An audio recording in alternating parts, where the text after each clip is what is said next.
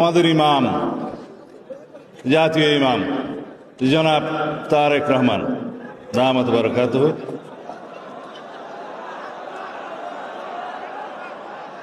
হাজিরানে মজলিস ও নাজরিন, আসসালামু আলাইকুম রহমতুল্লাহ বারাকাতুহু। আমি খুবই সংক্ষিপ্ত বক্তব্য দেব।